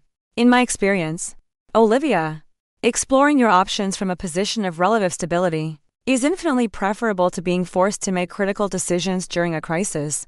The physician's private notes, the ones not on the patient portal, likely contain discussions of contingency plans they haven't yet shared with you. You have a right to see those discussions. Robert spoke for the first time, his voice gentle but direct. What Helena is suggesting isn't about abandoning hope in your current treatment, Olivia. It's about expanding your field of vision beyond the narrow treatment path that is currently being presented to you. It's about knowing all your possible moves on the board. Their combined concern, so rational and devoid of pity, prompted me to reconsider how thoroughly I had surrendered my medical agency. I, who had built a reputation on comprehensive information gathering before making any major business decision, had accepted a remarkably constrained information flow regarding my own survival. The following day, one submitted formal, written requests for my complete medical records from both Greenwich Memorial and Memorial Sloan Kettering. Carter discovered the requisition forms on the kitchen island that evening, as we were going through the pretense of a quiet dinner. Why are you requesting your complete files? He asked, his tone carefully neutral, though his expression betrayed a flicker of concern. I want a comprehensive understanding of my situation, I replied with equal neutrality, taking a small bite of the bland poached chicken he had prepared. The research summary metrics don't provide adequate context. Carter's posture stiffened slightly. I've been reviewing all the primary data and consolidating the relevant information for you. The raw files contain a great deal of technical detail. Liv, they could be unnecessarily alarming without proper interpretation. Perhaps, I said, meeting his gaze, but I'd like to form my own interpretations. It was Helena Winter's suggestion. I added her name deliberately. A small test. His tone carried an immediate, if subtle, hint of dismissal. Olivia, while I have great respect for Helena's philanthropic work, and her experience with her own condition is extensive, every cancer case is unique. Her situation doesn't directly translate to yours. She's not an oncologist. The condescension in his response, the casual dismissal of a brilliant woman's insight, crystallized exactly what Helena had identified. Carter's role as my information gatekeeper had gradually, perhaps unintentionally, restricted my perspective to the narrow window he deemed appropriate. Whether this stemmed from a protective instinct, a desire to maintain control, or more complicated motivations, the effect remained the same: the limitation of my autonomy through controlled information. I retained Dr. Julius Santos to review my files. I informed him, my tone deliberately casual, as if I were discussing hiring a new marketing consultant. Carter couldn't quite conceal his shock. He put his fork down. Julius Santos? The surgical oncologist from MD Anderson in Houston. Olivia, that's completely unnecessary. It's potentially confusing to have another specialist perspective introduced mid-protocol. I disagree, I said calmly. And her name is Juliana, not Julia. The correction was minor, but it was pointed. Carter, a leading neurosurgeon, had misidentified one of the most prominent female oncologists in the country. It was a small but revealing error, one that exposed both his dismissiveness and his unfamiliarity with her specific work. Despite her prominence in the field, the mistake, in that moment, confirmed that my decision to seek an independent assessment was not just reasonable, but essential. This feels like a vote of no confidence in your current team, Olivia, Carter said finally, his professional pride clearly wounded. It's a vote of confidence in my right to comprehensive understanding, I countered, my voice unyielding. The team's treatment protocol remains unchanged for now. I am simply expanding my information sources. The conversation might have escalated further had Carter's phone not chimed with an alert from the hospital. An emergency surgery. He left with a visible air of frustration, the unresolved tension lingering in the apartment long after the door closed behind him. 2 days later, Helena invited me to tea at her townhouse. It wasn't our usual post-treatment recovery session, but a formal invitation, delivered by text, for a specific afternoon hour. The unusual formality suggested that something beyond our regular conversations was forthcoming. I arrived to find not just Helena and Robert, but 3 additional guests assembled in the townhouse's elegant, book-lined library. I recognized one of them immediately from medical journal photographs. Dr. Juliana Santos herself, a striking woman with intelligent eyes and an air of quiet authority. Helena introduced the other 2 guests. There was a distinguished, silver-haired man named Frederick Latimore, the chairman of the Sloan Kettering Board of Governors, and a stylish, sharp-eyed woman in her 60s identified as Victoria Chen, a founding partner of Artemis Capital, one of the nation's largest and most influential healthcare investment firms. A nervous flutter started in my stomach, a feeling I hadn't experienced since my earliest days of pitching Orwell to venture capitalists. This was not a social call. This was a board meeting. Olivia, Helena began. Once the pleasantries have been exchanged and tea had been served in delicate porcelain cups, we've asked you here today because we have a proposition that requires your immediate consideration. The seriousness of her tone, coupled with the caliber of the assembled guests, confirmed my suspicion. I set down my teacup, giving her my complete and undivided attention. Dr. Santos has reviewed your complete medical file, Helena continued, and she has identified a treatment approach that, for a variety of complex reasons, has not been presented to you by your current team, one with potentially significant advantages for your specific tumor profile. Dr. Santos leaned forward slightly, her expression both professional and compassionate. Ms. Mercer, your cancer exhibits a specific set of genetic markers. These markers make it potentially highly responsive to a precision-targeted immunotherapy treatment that is currently in advanced clinical trials at 3 research centers nationally. This approach has shown remarkable, in some cases curative, results in cases very similar to yours, particularly in patients where conventional chemotherapy has produced stabilization rather than significant reduction. Why haven't I heard about this option from my team at Sloan Kettering? I asked, though I suspected the answer even as I posed the question. The trial is being conducted primarily at competing institutions, Dr. Santos explained diplomatically, and while medical ethics should, in theory, transcend institutional competition, the reality of research funding and academic prestige often falls short of that ideal. Frederick Latimore, the board chairman, cleared his throat. What Dr. Santos is too professional to say directly. Olivia, is that your husband's prominent position at Presbyterian? And his strong relationships within the Sloan Kettering leadership create a complex web of institutional loyalties. These loyalties, while not malicious, may be unconsciously influencing the treatment recommendations you receive. There can be a reluctance to recommend a protocol that would mean losing a high-profile patient to a rival research center. The implications were significant, yet they aligned perfectly with Helena's earlier warnings about conflicting interests.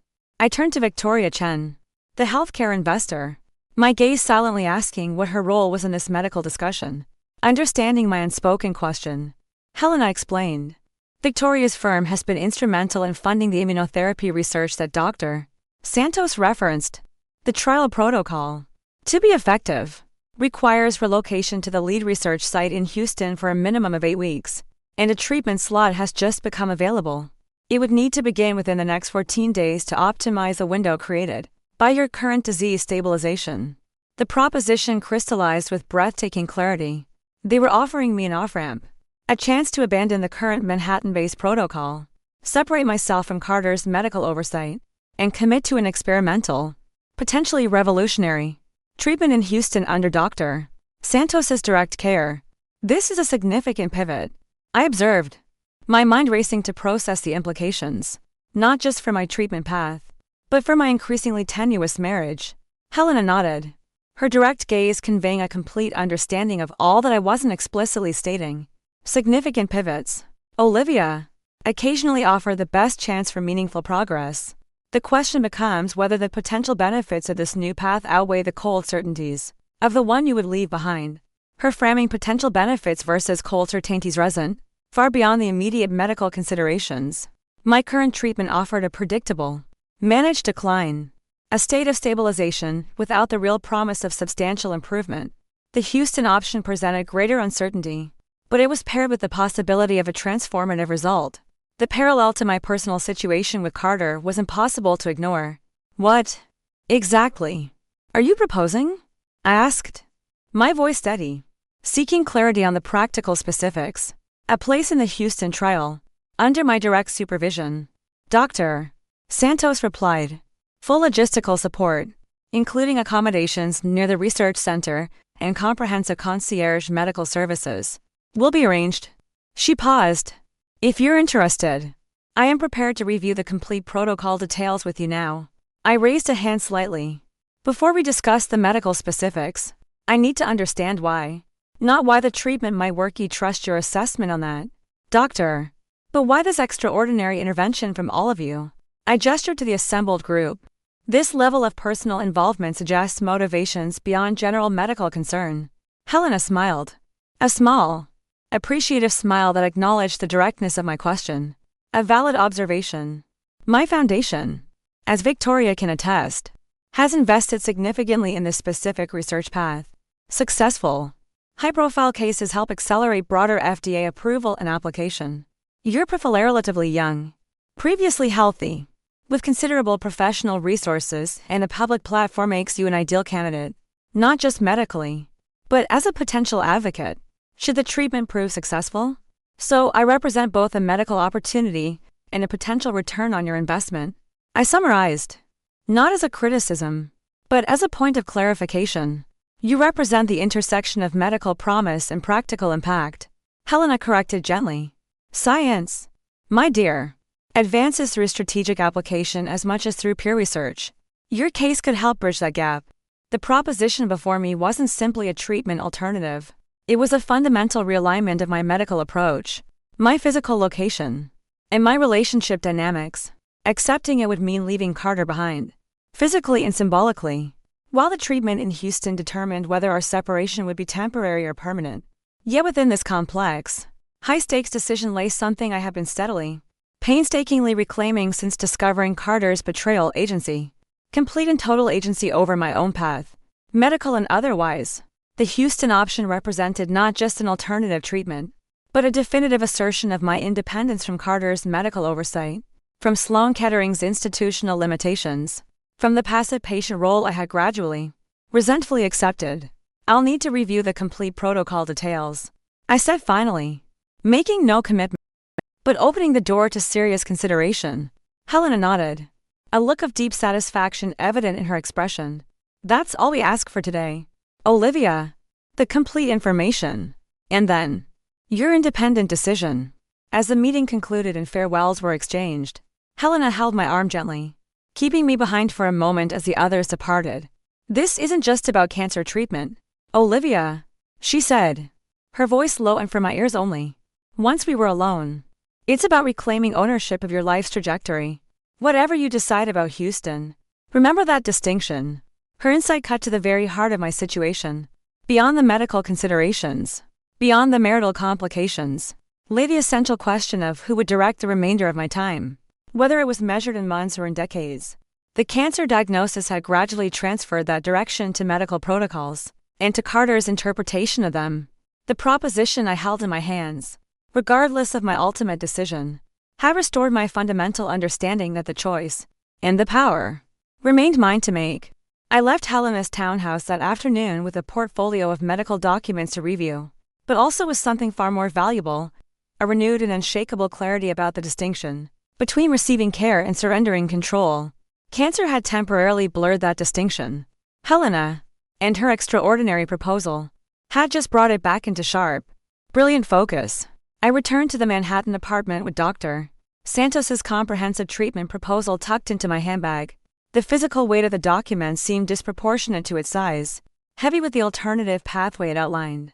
Immunotherapy, targeting the specific genetic markers in my tumor profile, represented not just a medical divergence but a life bifurcation point, a choice with profound implications that went far beyond cellular responses and survival statistics. Carter was in the kitchen when I arrived, an unusual occurrence given his typically late hospital hours.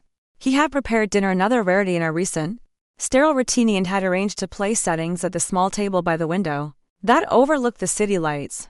It was a transparent attempt at domesticity, a performance of a normalcy that no longer existed between us. "You're home," he observed, an edge of accusation beneath the simple statement. He wiped his hands on a dish towel. "I've been trying to reach you." I set my bag down carefully on the console table. I had my phone on silent. I was in a meeting. A meeting. He repeated, the words laced with a subtle emphasis. With Helena Winters. I presume.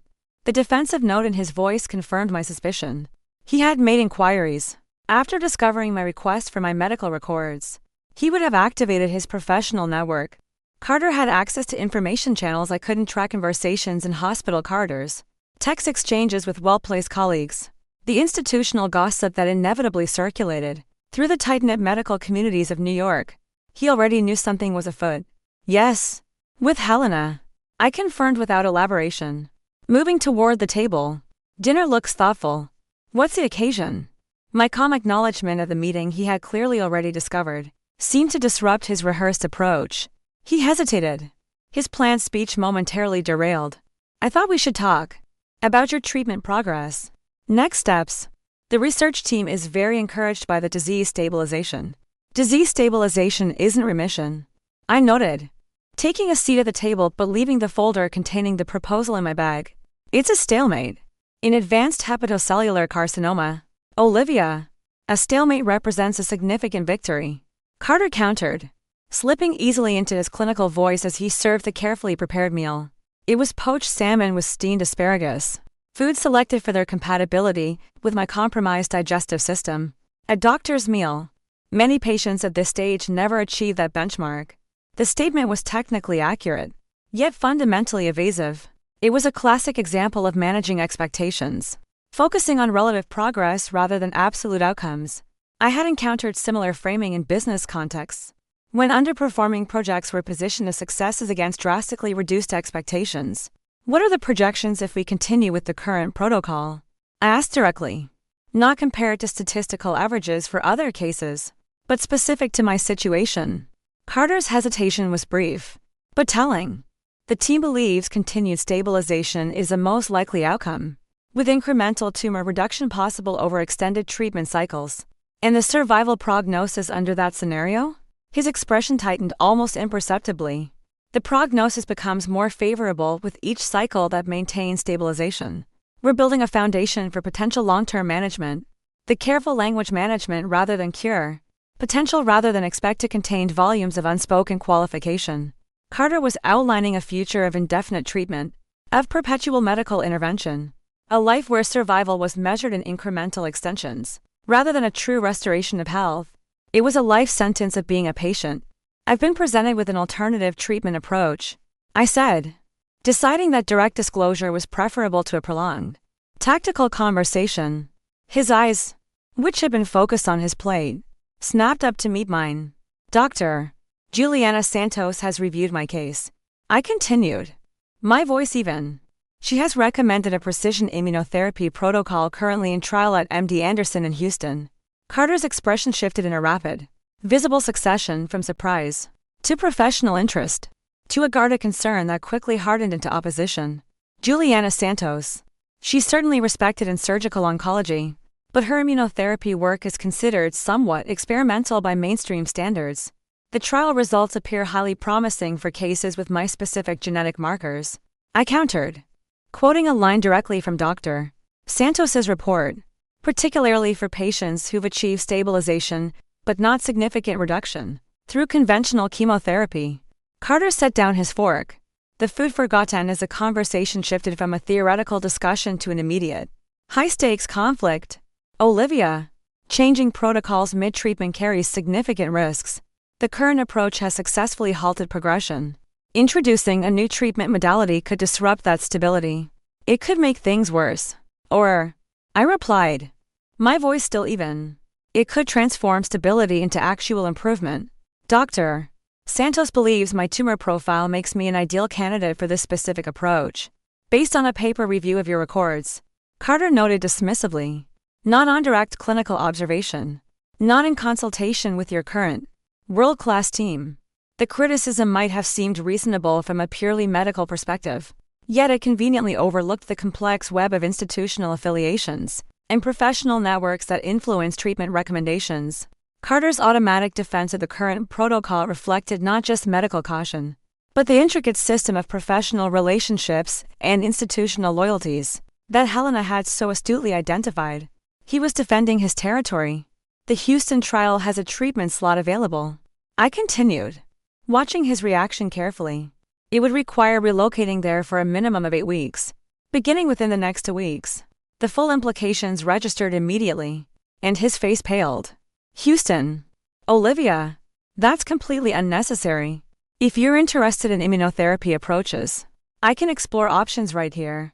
Within the Sloan Kettering or Presbyterian network, we can find something that wouldn't require such a massive disruption to your life. To your care team. According to Dr. Santos, the specific protocol showing the highest efficacy for my genetic markers, isn't available within this network. I replied, the decision isn't about geographic convenience, Carter. It's about optimal treatment matching. Carter's expression hardened, professional disagreement merging with a personal panic he could no longer conceal. This feels rushed. It's reactionary. Major treatment decisions shouldn't be made based on a single outside consultation, especially one facilitated by someone like Helena Winters, who has her own clear institutional biases. Helena's foundation supports research across multiple institutions. I corrected him calmly. Her interest is in treatment efficacy, not institutional politics. Everyone has agendas. Olivia. His voice rose, carrying a patronizing edge I might once have overlooked but now registered with crystalline clarity. Helena's foundation has investment priorities. Santos has research protocols that need willing subjects. These things influence recommendations. Whether it's conscious or not, the observation wasn't entirely without merit. Yet it conveniently ignored the equally powerful influence of Carter's own institutional affiliations and professional relationships on his oversight of my treatment. His automatic positioning of himself as a sole objective arbiter, while questioning the motivations of everyone else, revealed a profound blind spot I had once shared, but now saw with uncomfortable clarity. I'm considering the Houston option seriously, I said finally, my tone conveying that this was not a negotiation, but a notification. I scheduled a video consultation with Dr. Santos and her full team for tomorrow morning to discuss the protocol specifics. Carter stood abruptly, his chair scraping against the hardwood floor. He abandoned all pretense of a normal dinner conversation. This is Helena's influence. She's leveraging your vulnerability, your fear, to pursue her foundation's research agenda. Or, I countered, my voice still quiet but unyielding. She's offering me access to treatment options I wouldn't otherwise know existed. Options your team hasn't presented, despite their potential relevance to my case, because those options represent unproven approaches with significant, unknown risks. He shot back, his control finally snapping. My priority, from day one, has been to protect you, to shield you from false hope and from experimental protocols that have a limited evidence basis. His declaration, shouted across a small dining table, crystallized the fundamental issue that had been festering beneath the surface of our increasingly strained interactions. Carter had indeed been filtering my medical information. He hadn't been doing it out of malice, but out of a deep-seated, paternalistic determination to protect me from options he personally deemed too risky or uncertain. This protection, however well-intentioned it may have been, had effectively stripped me of my agency in making fully informed decisions about my own survival. He had been making my choices for me, under the guise of protecting me from them. I don't need protection from information, Carter, I said quietly, the truth of the statement landing with the force of a physical blow. And I don't need protection from options. I need comprehensive understanding so that I can make my own choices. His anger seemed to deflate, replaced by a dawning, horrified recognition of the deeper implications beneath our medical disagreement. And if those choices, he asked, his voice now low and strained, include leaving for Houston? Leaving our treatment team? Leaving, he couldn't bring himself to complete the sentence, the personal dimension remaining implicit, yet unmistakable. Leaving him. That decision hasn't been made, I replied honestly. I am gathering complete information before I determine my next steps. He studied me then, with that analytical gaze that had likely served him so well in his clinical assessments, but now felt woefully inappropriately clinical in our personal context. This isn't just about medical protocols, is it? He asked softly. This is about us. It's about what happened with Alessandra, the direct reference to his affair. The first time either of us had explicitly named it in weeks, shifted the temperature in the room. We had maintained a careful, unspoken détente in the Manhattan apartment, a fragile peace treaty where medical cooperation was laid over a bedrock of personal betrayal. without ever addressing the fundamental fractures in our relationship. My medical decisions and our marital situation are separate considerations, I said, though we both recognize the artificial nature of that distinction. Are they?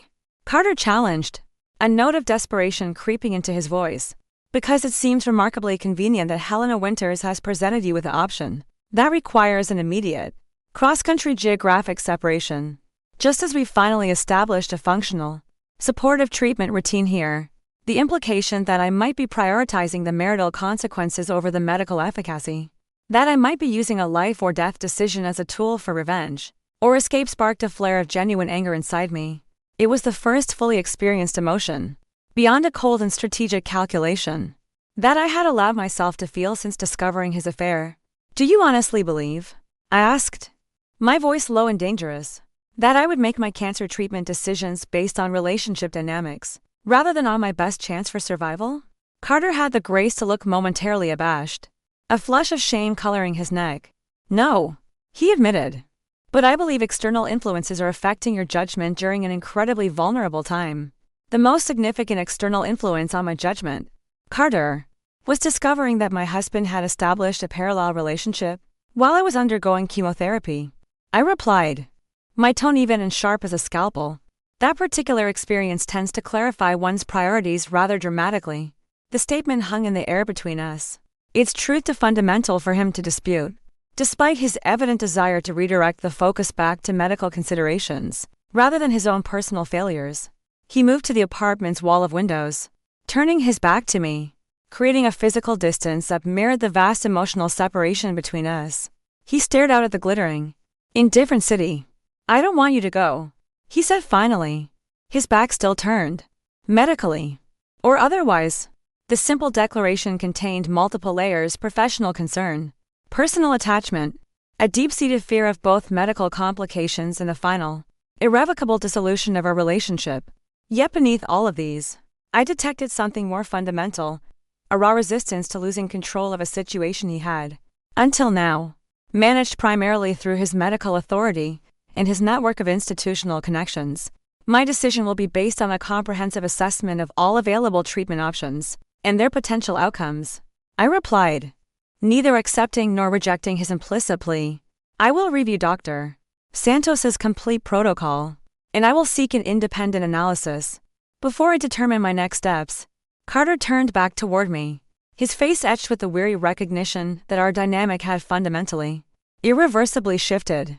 We were no longer a physician guiding a patient, but two equals with starkly divergent perspectives. We were no longer a husband and wife, but two separated partners approaching a monumental fork in a once shared path.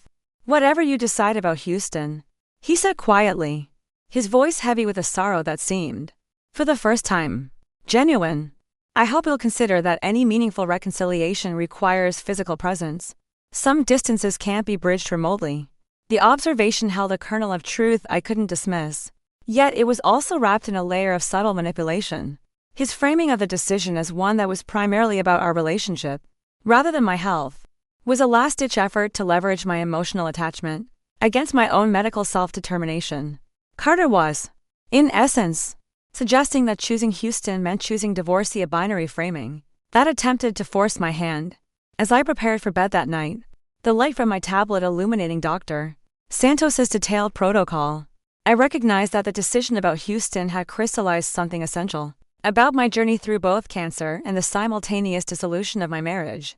Both processes had, in their own ways, gradually transferred power over my life to external authorities, oncologists determining treatment protocols, Carter interpreting medical information, and, eventually, lawyers who would negotiate the terms of our separation.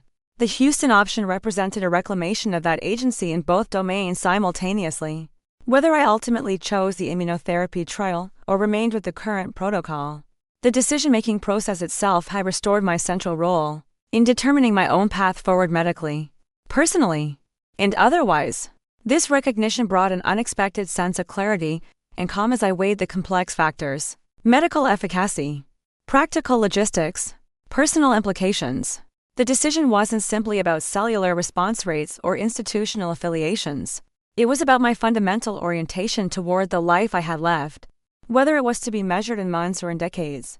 Did I want that life to be directed primarily by institutional protocols and Carter's filtered interpretations? Or was I prepared to assume both the responsibility and the freedom of charting my own course through a vast and uncertain terrain? By morning, as the first pale light of a New York dawn crept into the room, my decision had solidified with a surprising and absolute certainty. Whatever came next, innovative treatment success, complicated medical setbacks, marital dissolution, or an eventual, unlikely reconciliation to unfold according to my own conscious choices, not as a passive acceptance of paths determined by the priorities and perspectives of others. Cancer had temporarily suspended my autonomy. Carter's betrayal had challenged my agency. Both had, for a time, obscured the fundamental truth that now emerged with crystalline clarity. Even with disease colonizing my body and uncertainty clouding my future, the direction of my life remained, and would always remain, mine to determine. The decision about Houston was the first, definitive step toward reclaiming that determination, not just for my treatment, but for everything that followed. The video consultation with Dr. Santos and her team at MD Anderson was a study in contrast to my experiences at Sloan Kettering, where my New York consultations had often felt rushed, constrained by the city's frenetic pace. This meeting was calm, thorough, and patient-centric. Dr. Santos, joined by her lead research nurse and a patient navigator, spent nearly 2 hours walking me through every facet of the protocol. They used clear, accessible language, illustrated complex biological mechanisms with elegant 3D animations, and answered my questions not with condescension, but with a respect that acknowledged my intelligence and my stake in the outcome. They were not just presenting a treatment, they were inviting me into a partnership. After the call, I knew with an unshakable certainty what I had to do. The fear was still there, a low hum beneath the surface fear of the unknown, fear of leaving the familiar, fear that this new hope could be just another, more elaborate path to disappointment. But for the first time in months, that fear was eclipsed by a more powerful emotion, a sense of purpose. I found Carter in the apartment's small study, staring at his laptop but not truly seeing it. The tension in the room was palpable, a third presence between us. "I've made my decision," I said from the doorway. He looked up, his face a mask of weary apprehension. "Olivia, I'm going to Houston," I stated, not as a point for discussion, but as a fact. "I've already spoken to the patient navigator. They're arranging a medical transport flight for Tuesday."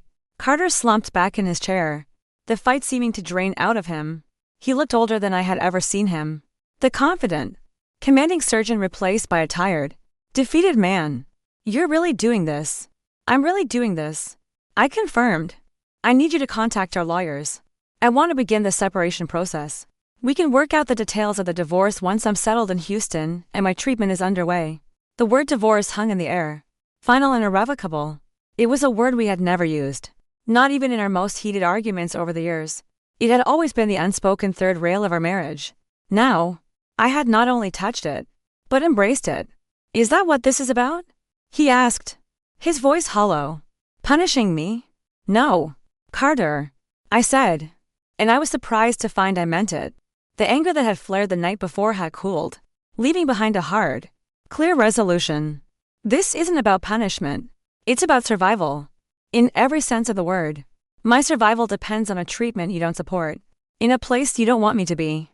And my emotional survival depends on freeing myself from a marriage that is no longer based on trust or partnership. I can't fight for my life and fight for this marriage at the same time. I don't have the energy for both. So I'm choosing one. We spent the next few days in a state of suspended animation, just strangers cohabiting a space filled with the ghosts of a shared past and the certainty of a separate future. We spoke only when necessary, our conversations limited to the logistical mechanics of our unraveling, the transfer of assets, the notification of our respective families, the division of art and furniture. It was all handled with the cool efficiency of a corporate merger dissolution. The morning of my flight, as the medical transport attendants were loading my luggage, Carter stood awkwardly in the living room. He held a small, gift-wrapped box in his hands. I wanted you to have this," he said, holding it out to me. I took it. Inside was a delicate, antique platinum locket. It was beautiful, expensive, and utterly meaningless. It was another one of his transactional gestures, a material offering in place of the emotional support he was incapable of giving. "Thank you, Carter," I said, My voice polite but distant. I didn't open it. I simply placed it on the console table by the door. Goodbye. I turned and walked away without looking back, leaving him standing alone in the beautiful, empty apartment that had once been their secret and had become my prison. The next 8 weeks in Houston were the most difficult and, paradoxically, the most liberating of my life. The immunotherapy protocol was demanding, a different kind of assault on my body than the chemotherapy.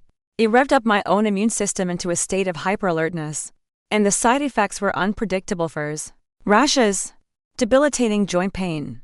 But unlike the chemical poison of chemo, this felt different. It felt like my own body was finally joining the fight, a powerful, if unruly, ally. My life in Houston was simple, stripped down to its essentials. I lived in a quiet, furnished corporate apartment a few minutes from the hospital. My days were structured around treatments, medical appointments, and long periods of rest. I had weekly video calls with James to stay connected to Orwell, but I delegated all day-to-day authority to him, trusting the company I had built to thrive without me at the helm.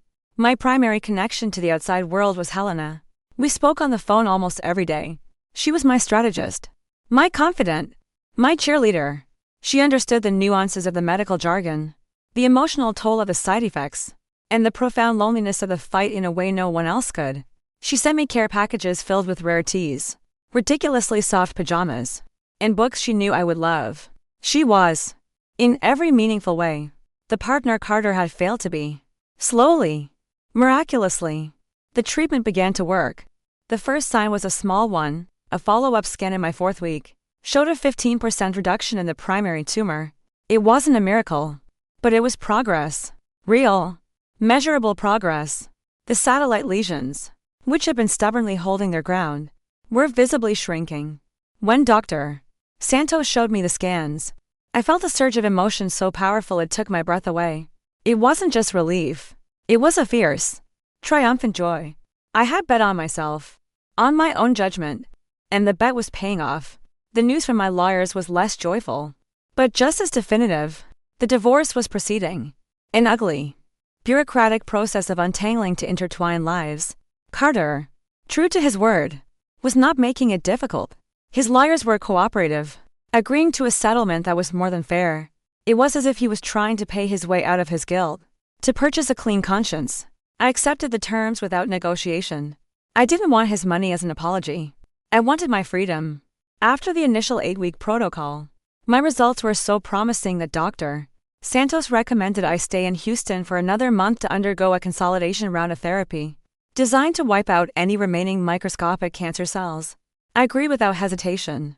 My life was here now, in this city of sprawling freeways and immense skies, in this quiet apartment where I was slowly, painstakingly rebuilding myself. During that final month, I started thinking about the future in a way I hadn't dared to before. Not just a future of survival, but a future of purpose. I thought about the staggering cost of the treatment I was receiving, a cost that was only accessible to me because of the wealth Carter and I had accumulated.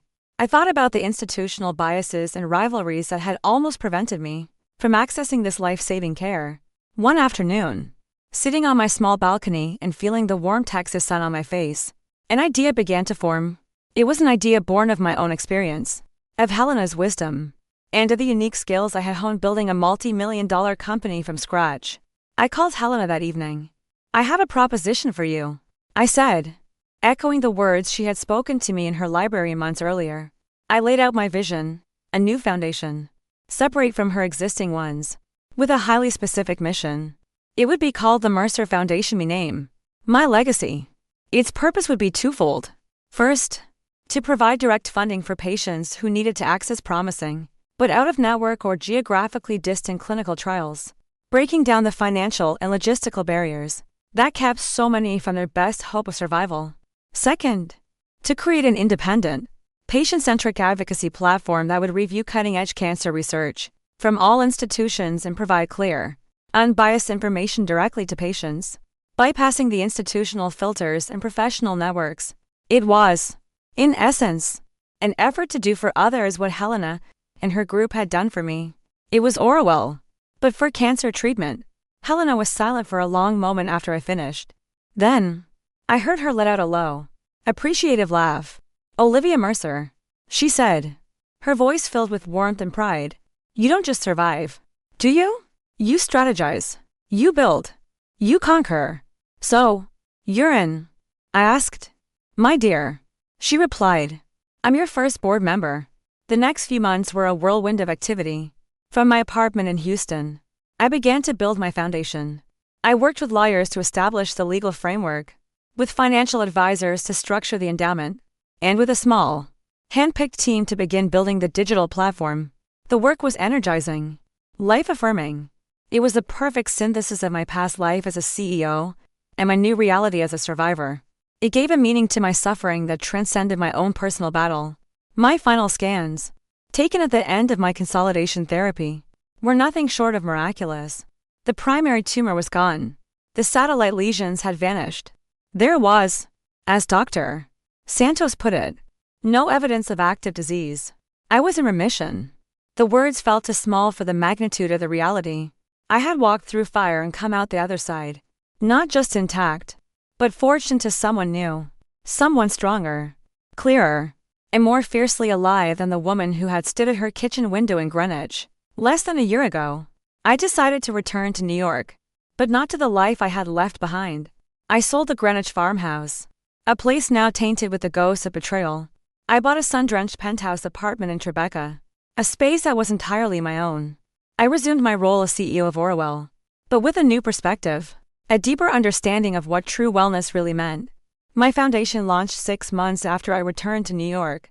Its first major philanthropic act was a $10 million grant to Greenwich Memorial Hospital, the very place where my journey had begun to establish a new, state-of-the-art center for oncology research. The hospital board, eager for the funding and the positive press, readily agreed to my one non-negotiable condition, that the center be named after me. Which brought me here, to this glittering gala, standing on a stage under warm spotlights, looking out at a sea of familiar faces from my old life. I saw our former friends, the couples who had once considered us a model partnership.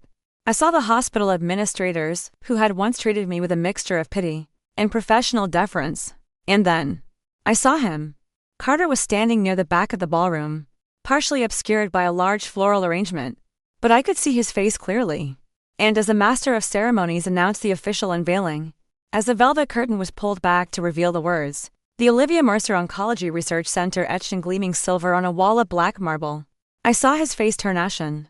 It was the face of a man witnessing a ghost. Not the ghost of the dying wife he had expected, but the ghost of the formidable woman he had betrayed and underestimated. He was seeing the full scope of what he had lost. Not just a wife, but a partner whose strength he had never truly comprehended. He was seeing a legacy being built that had no place for him in it. My speech was brief. I spoke of hope. I spoke of the power of innovative science.